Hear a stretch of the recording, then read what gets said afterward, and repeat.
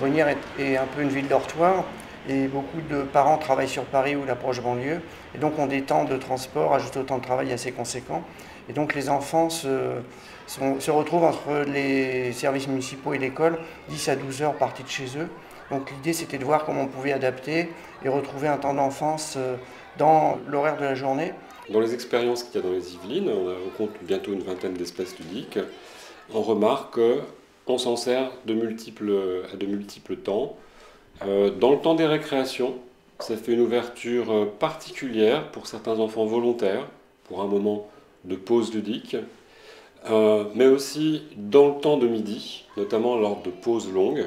Je prends l'exemple d'écoles où il y a parfois 2 services de restauration. Et puis également sur les temps périscolaires, le soir, dans les offres du soir. Quand on a 5 ans, 6 ans, 8 ans, voire même 12 ans, 13 ans, là on serait en collège, il faut des moments où on joue. Il y a une sélection de jouets qui a été pensée par une commission. Pour nous, c'est la mairie qui s'est portée acquéreur et qui a payé cette sélection de jouets. Les élèves vivent une contrainte, la classe est une contrainte et sont souvent tendus à l'issue de 2, 3, 4 heures de classe, et ces espaces ludiques leur permettent de se retrouver entre eux, mais en faisant autre chose, c'est-à-dire en se détendant et en évacuant ce stress qui se traduit souvent dans les cours de récréation, même avec des enfants jeunes, par des formes de violence, les premières formes de violence. L'installation a été très simple, nous avions une pièce de disponible. Elle a été aménagée pour recevoir les enfants sur le temps de jeu. On a simplement pris des tables, des chaises qui étaient déjà dans l'école. Cet espace ludique est accessible à tous les enfants, donc à tous les niveaux, du CP au CM2.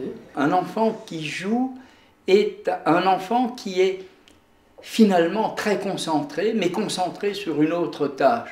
Et ça favorise effectivement cette concentration. Quand l'observateur, plutôt éducation nationale, les voit jouer, il se rend compte que la question de la concentration porte bien sur une motivation. En tant que maman, j'ai trouvé que c'était super parce que avoir cette période de jeu sur le temps de midi, c'est être un peu à la maison, c'est pouvoir jouer, c'est être avec des copains, c'est pas être dans la cour, c'est avoir accès à des jeux, avoir accès à un grand nombre de jeux, des jeux qu'ils découvrent, qu'ils ne connaissent pas forcément. On va à l'espace ludique pour trouver ses copains, s'amuser. Des fois, je vais dans la cour du matin, la cour du midi et puis la cour de l'après-midi. Des fois, je vais dans les 3. Par ailleurs, il y a une fonction sociale qui est importante aussi. Le jeu, aujourd'hui, dans l'évolution numérique de notre société, est un jeu qui est très souvent un jeu complètement individuel.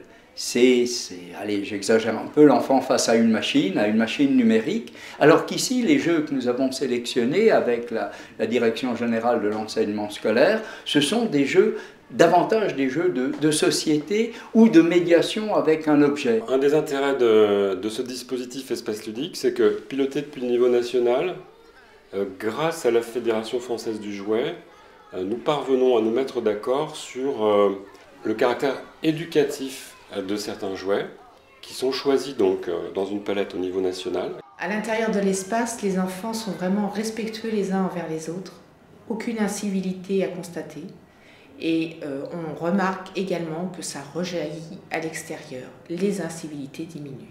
Nous sommes au cœur d'une journée de l'élève qui est encore et qui est aussi un enfant.